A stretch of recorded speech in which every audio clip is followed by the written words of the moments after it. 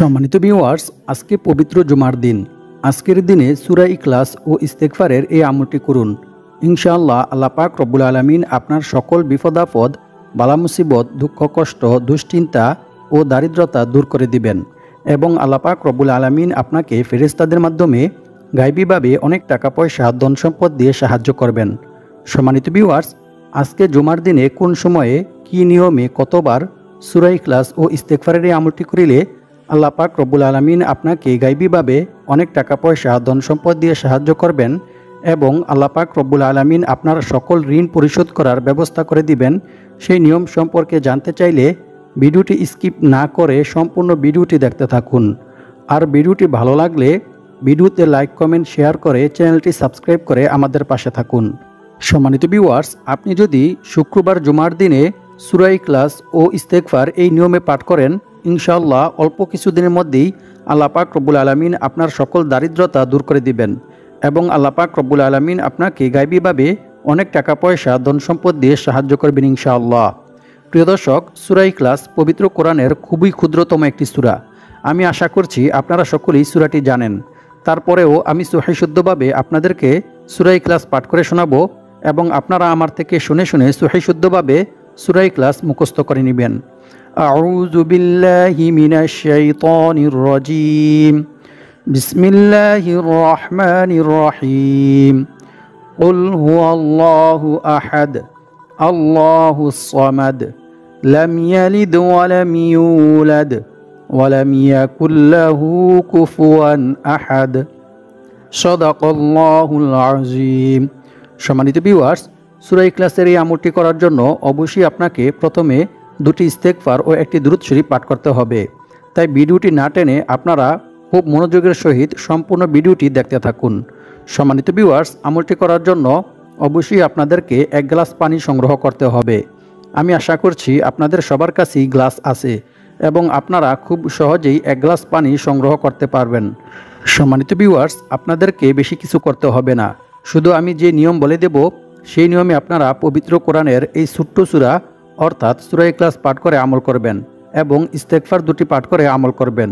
তাহলে ইনশাআল্লাহ অল্প কিছুদিনের মধ্যেই আল্লাহ পাক রব্বুল আলামিন আপনাদেরকে গায়বীভাবে টাকা পয়সা, ধন সম্পদ দিয়ে সাহায্য করবেন।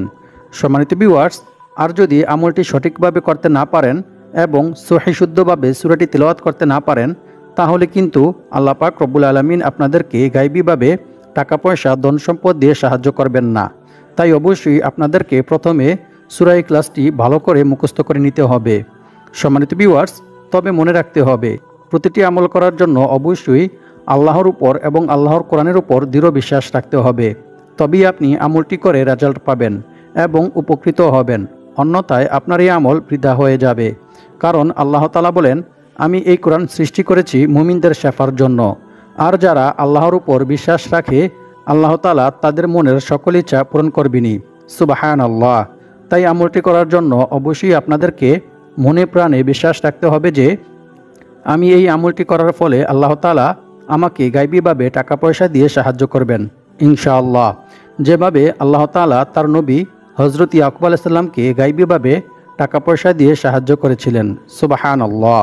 প্রিয় দর্শক, আপনারা যদি আমার বলা নিয়ম মেনে সঠিকভাবে আমলটি করেন তাহলে ইনশাআল্লাহ অবশ্যই আপনারা সকলেই টাকা পাবেন। কারণ এটি কোনো সাধারণ আমল নয়, বরং এটি হচ্ছে সূরা ইখলাসের আমল, যে সূরার অনেক ফজিলতের কথা বিভিন্ন হাদিস শরীফের মধ্যে রাসূল সাল্লাল্লাহু আলাইহি ওয়াসাল্লাম বর্ণনা করেছেন। তো প্রিয় দর্শক, আপনারা যারা অতি দ্রুত টাকা পেতে চান এবং আপনাদের যাদের অনেক বেশি টাকা পয়সা, ধন সম্পদের প্রয়োজন, আপনারা অবশ্যই আমার বলা নিয়ম মেনে সঠিকভাবে সূরা ইখলাস ও ইস্তেগফারের এই আমলটি করবেন। সম্মানিত ভিউয়ার্স, আর আমলটি কোন সময়ে করতে হবে, কি নিয়মে করতে হবে, কতবার সূরা ইখলাস ও ইস্তেগফার পাঠ করতে হবে সেই সম্পর্কে ভিডিওর শেষে জানিয়ে দেওয়া হবে। তাই ভিডিওটি না টেনে সম্পূর্ণ ভিডিওটি মনোযোগ দিয়ে দেখতে থাকুন। আমি এখন আপনাদেরকে সহজভাবে সূরা ইখলাসের এই আমলটির বিষয়ে জানিয়ে দেব এবং কী নিয়মে সূরা ইখলাস 16 বার পাঠ করতে হবে সেই সম্পর্কেও আপনাদেরকে জানিয়ে দেব ইনশাআল্লাহ। তবে সূরা ইখলাসের এই আমলটি সম্পর্কে জানার পূর্বে আপনারা যারা ভিডিওতে লাইক করেননি, আপনারা ভিডিওতে লাইক, কমেন্ট, শেয়ার করে চ্যানেলটি সাবস্ক্রাইব করে রাখবেন। সম্মানিত ভিউয়ার্স, প্রথমে আমি আপনাদেরকে সূরা ইখলাসের কিছু বিশেষ ফজিলতের বিষয়ে কোরআন এবং হাদিস থেকে জানিয়ে দেব। যে সমস্ত ফজিলতগুলি সম্পর্কে জানলে আপনারা বুঝতে পারবেন যে সূরা ইখলাস কত বড় গুরুত্বপূর্ণ এবং মর্যাদাপূর্ণ একটি সূরা। সম্মানিত ভিউয়ার্স, আপনি যদি সূরা ইখলাস ও ইস্তেগফারের এই আমলটি করে আল্লাহ তাআলার কাছে সাহায্য চান, তাহলে ইনশাআল্লাহ অবশ্যই আল্লাহ পাক রব্বুল আলামিন আপনাকে সাহায্য করবেন এবং আপনি আল্লাহ তাআলার কাছে যা চাইবেন ইনশাআল্লাহ আল্লাহ পাক রব্বুল আলামিন আপনাকে তাই দান করবেন। সম্মানিত ভিউয়ার্স, এখন আমি আপনাদেরকে সূরা ইখলাসের কিছু বিশেষ ফজিলতের বিষয়ে কোরআন এবং হাদিস থেকে জানিয়ে দেব। আবু সাঈদ খুদরি রাদিয়াল্লাহু তাআলা আনহু থেকে বর্ণিত, তিনি বলেন, এক ব্যক্তি অন্য এক ব্যক্তিকে রাতে বারবার সূরা ইখলাস পাঠ করতে শোনেন। অতঃপর সকাল হলে সে ব্যক্তি রাসূল সাল্লাল্লাহু আলাইহি ওয়াসাল্লামকে এই বিষয়টি সম্পর্কে অবগত করেন। রাসূল সাল্লাল্লাহু আলাইহি ওয়াসাল্লাম তার এই কথা শুনে বললেন, ওই সত্তার শপথ যার হাতে আমার প্রাণ, অবশ্যই এই সূরা অর্থাৎ সূরা ইখলাস পবিত্র কোরআন মাজিদের 1/3 সমান। সুবহানাল্লাহ।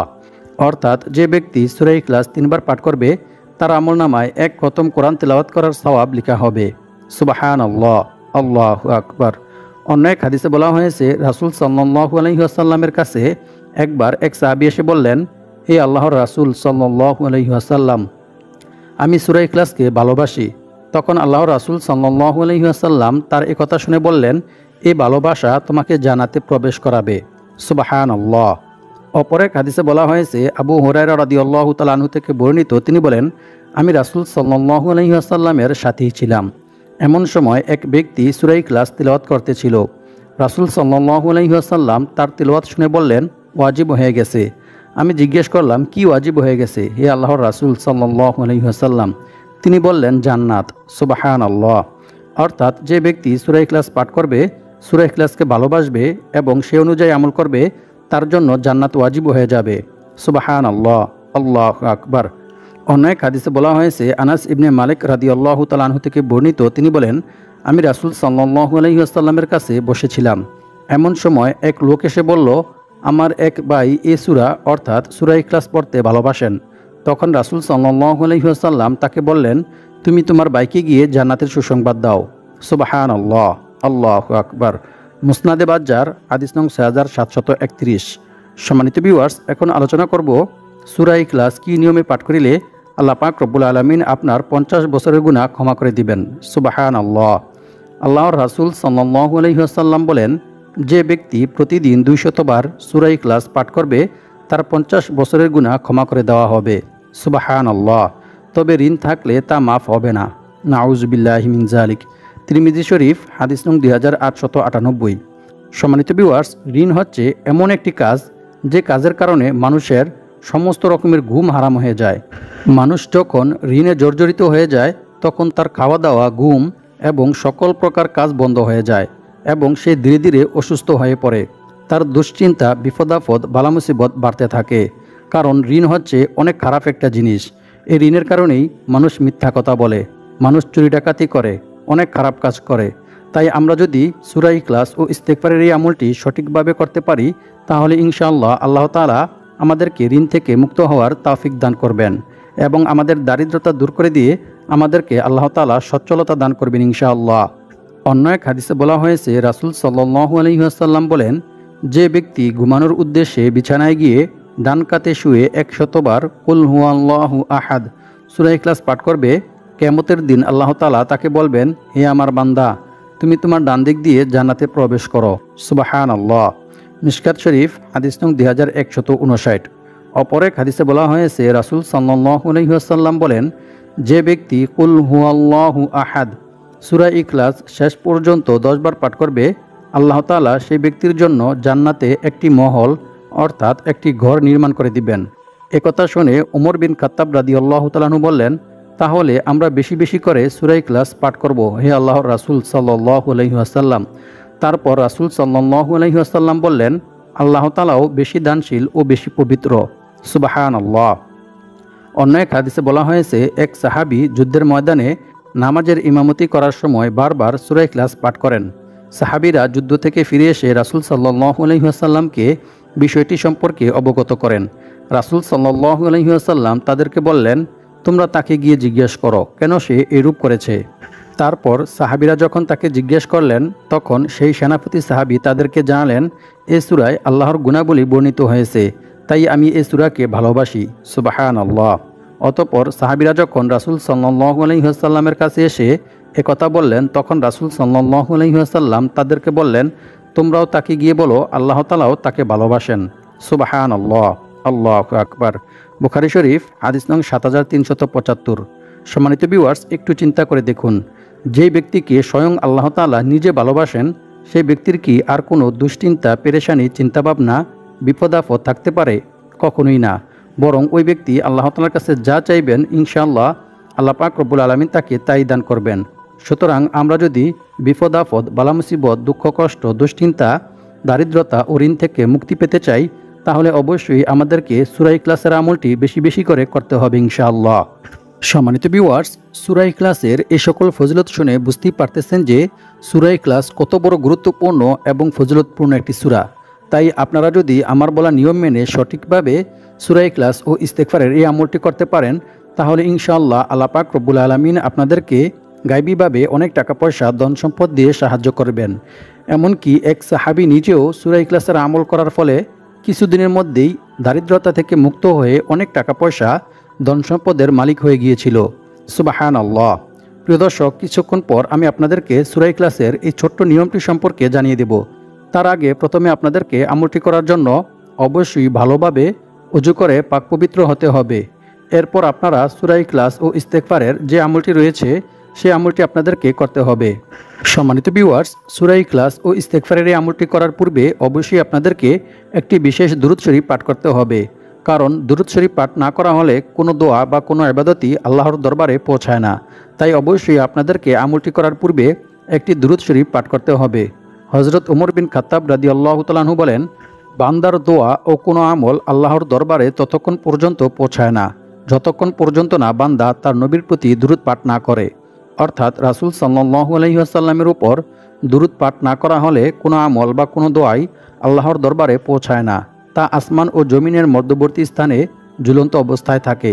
তাই আমাদেরকে এই আমলটি করার পূর্বে অবশ্যই একটি বিশেষ দুরূদ শরীফ পাঠ করতে হবে। সম্মানিত ভিউয়ার্স, এখন আমি আপনাদেরকে ইস্তেগফার পাঠ করার কিছু বিশেষ ফজিলত ও উপকার সম্পর্কে কোরআন এবং হাদিস থেকে জানিয়ে দেব। যে উপকারগুলি সম্পর্কে জানতে পারলে আপনারা বুঝতে পারবেন ইস্তেগফার কত বড় গুরুত্বপূর্ণ এবং ফজিলতপূর্ণ একটি আমল। তাই আপনারা ভিডিওটি না টেনে সম্পূর্ণ ভিডিওটি মনোযোগ দিয়ে দেখতে থাকুন। রাসূল সাল্লাল্লাহু আলাইহি ওয়াসাল্লাম বলেন, আল্লাহ তাআলা ওই ব্যক্তির চেহারা উজ্জ্বল করে দেন যে ব্যক্তি আমার কোনো হাদিস শুনেছে অতঃপর তা অন্যের কাছে পৌঁছে দিয়েছে। সুবহানাল্লাহ। সম্মানিত ভিউয়ার্স, আপনারাও যদি ভিডিওটি শুনে উপকৃত হয়ে ভিডিওটি শেয়ার করে দেন, তাহলে ইনশাআল্লাহ আপনারাও এই হাদিসের ফজিলত অর্জন করতে পারবেন। সম্মানিত ভিউয়ার্স, ইস্তেগফার পাঠ করার প্রতি গুরুত্ব দিয়ে মহান আল্লাহ তাআলা পবিত্র কোরআনের মধ্যে বলেন, ইল্লা মান তাবা ওয়া আমানা ওয়া আমিলা আমালান সালিহা ফাউলাইকা ইউবাদদিলুল্লাহু সাইয়্যাতিহিম হাসানাত ওয়া কানাল্লাহু গফুরার রহিমা। অর্থ, তবে যে ব্যক্তি তাওবা করে, ঈমান আনে এবং সৎকর্ম করে, পরিণামে আল্লাহ তাআলা তার পাপগুলোকে নেকি দ্বারা পরিবর্তন করে দেন। সুবহানাল্লাহ, আল্লাহু আকবার। আল্লাহ তাআলা অতি ক্ষমাশীল ও পরম দয়ালু। অন্য এক আয়াতে আল্লাহ তাআলা বলেন, আর যে ব্যক্তি আল্লাহকে ভয় করবে, আল্লাহ তাআলা তার সমস্ত সমস্যা থেকে উত্তরণের পথ বের করে দিবেন। তার সমস্ত বিপদাফদ, বালা মুসিবত, দুঃখ কষ্ট, দুশ্চিন্তা, দারিদ্রতা দূর করে দিবেন। আর আল্লাহ পাক রব্বুল আলামিন তাকে এমন জায়গা থেকে রিজিক দান করবেন যা সে কল্পনাও করতে পারবে না। অর্থাৎ তার ধারণার বাইরে থেকে গায়বীভাবে আল্লাহ তাআলা তার রিজিকের ব্যবস্থা করে দিবেন। সুবহানাল্লাহ। আর যে ব্যক্তি আল্লাহর উপর ভরসা করবে, তার জন্য তিনিই যথেষ্ট হবেন। নিশ্চয়ই আল্লাহ তাআলা তার সমস্ত ইচ্ছা পূরণ করবেনই। সুবহানাল্লাহ, আল্লাহু আকবার। সূরা তালাক আয়াত নং 2 থেকে 3। সম্মানিত ভিউয়ার্স, আল্লাহ তাআলাকে ভয় করার সর্বোত্তম মাধ্যম হচ্ছে তাওবা ইস্তেগফার করা, ক্ষমা প্রার্থনা করা। বান্দার দ্বারা ইচ্ছায় কিংবা অনিচ্ছায় কোনো গুনাহ সংগঠিত হয়ে গেলে বান্দা যদি সাথে সাথে আল্লাহর ভয়ে, আল্লাহর আযাবের ভয়ে আল্লাহ তাআলার কাছে তাওবা ইস্তেগফার করে, ক্ষমা প্রার্থনা করে, তাহলে আল্লাহ তাআলা এটা অনেক পছন্দ করেন, অনেক ভালোবাসেন। তাই আমাদের দ্বারা ইচ্ছাকৃতভাবে কিংবা অনিচ্ছাকৃতভাবে কোনো গুনাহ সংগঠিত হয়ে গেলে সাথে সাথে আমাদেরকে আল্লাহ তাআলার নিকট তাওবা ইস্তেগফার করতে হবে, ক্ষমা প্রার্থনা করতে হবে। তাহলে আল্লাহ তাআলা আমাদের সকল বিপদ আপদ, বালা মুসিবত, দুঃখ কষ্ট, দুশ্চিন্তা, দারিদ্রতা ও ঋণ দূর করে দিবেন এবং আল্লাহ পাক রব্বুল আলামিন আমাদেরকে গায়বীভাবে অনেক টাকা পয়সা, ধন সম্পদ দিয়ে সাহায্য করবেন ইনশাআল্লাহ। কারণ রাসূল সাল্লাল্লাহু আলাইহি ওয়াসাল্লাম বলেছেন, যে ব্যক্তি ইস্তেগফার তথা ক্ষমা প্রার্থনা করাকে নিজের জন্য আবশ্যক করে নিবে, আল্লাহ তাআলা তাকে গায়বীভাবে রিজিকের ব্যবস্থা করে দিবেন। সুবহানাল্লাহ, আল্লাহু আকবার। সুনানে নাসাই হাদিস নং 3819। তাই আমাদেরকে সর্ব অবস্থায় সবসময় বেশি বেশি তাওবা ইস্তেগফার পাঠ করতে হবে। আর আল্লাহ তাআলার উপর ভরসা করার সর্বোত্তম মাধ্যম হচ্ছে সর্ব অবস্থায় সবসময় বিপদ আপদ, বালা মুসিবত, দুঃখ কষ্ট, দুশ্চিন্তা ও দারিদ্রতা সর্ব অবস্থায় আল্লাহর উপর ভরসা করতে হবে। আল্লাহ ব্যতীত অন্য কারো উপর ভরসা করা যাবে না এবং অন্য কারো কাছে সাহায্য চাওয়াও যাবে না।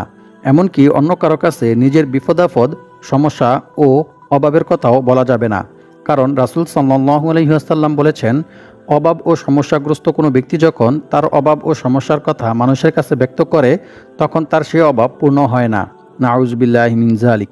পক্ষান্তরে যে ব্যক্তি আল্লাহর কাছে তার অভাব ও সমস্যার কথা বলে, অচিরেই আল্লাহ তাআলা তাকে অমুখাফিকি করে দেন, অর্থাৎ তার দারিদ্রতা ও অভাব-অনটন দূর করে দেন, হয় সেটা তার দ্রুত মৃত্যুর মাধ্যমে অথবা তাকে দ্রুত ধনী করার মাধ্যমে।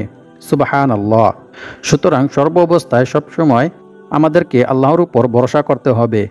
সম্মানিত ভিউয়ার্স, এখন আলোচনা করব শুক্রবার কোন সময়ে সূরা ইখলাস ও ইস্তেগফারের এই আমলটি করিলে আল্লাহ তাআলা আপনার সকল বিপদ আপদ, বালা মুসিবত, দুঃখ কষ্ট, দুশ্চিন্তা, দারিদ্রতা দূর করে দিবেন এবং আপনাকে ফেরেশতাদের মাধ্যমে গায়বীভাবে অনেক টাকা পয়সা, ধন সম্পদ দিয়ে সাহায্য করবেন।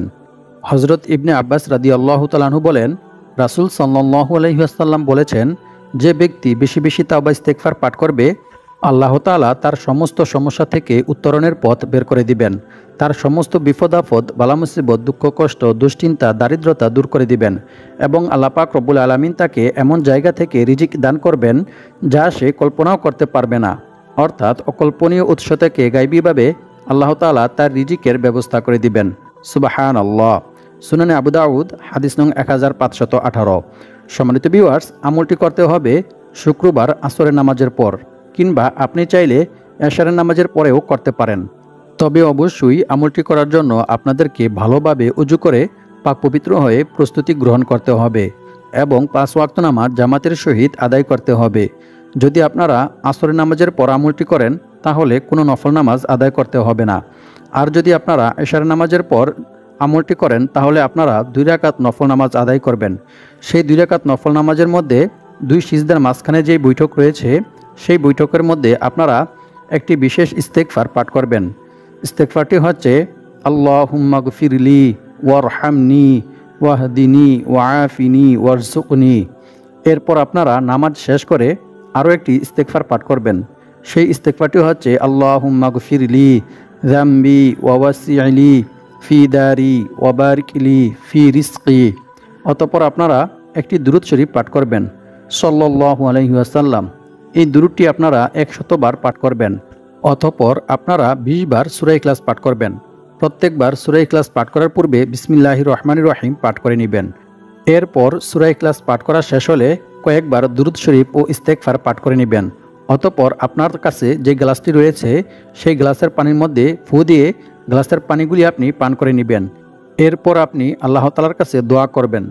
দোয়ার মধ্যে আপনি আল্লাহ তাআলার কাছে যা চাইবেন ইনশাআল্লাহ আল্লাহ তাআলা আপনাকে তাই দান করবেন এবং দোয়া শেষ করে আবার কয়েকবার দুরূদ শরীফ পাঠ করে নেবেন। এভাবে আমল করিলে আল্লাহ তাআলা আপনার দারিদ্রতা, অভাব-অনটন ও ঋণ দূর করে দিবেন। আল্লাহ পাক রব্বুল আলামিন আমাদের সবাইকে সূরা ইখলাসের এই আমলটি করে দারিদ্রতা থেকে মুক্ত হয়ে অনেক টাকা পয়সার মালিক হওয়ার তৌফিক দান করুক। আমিন।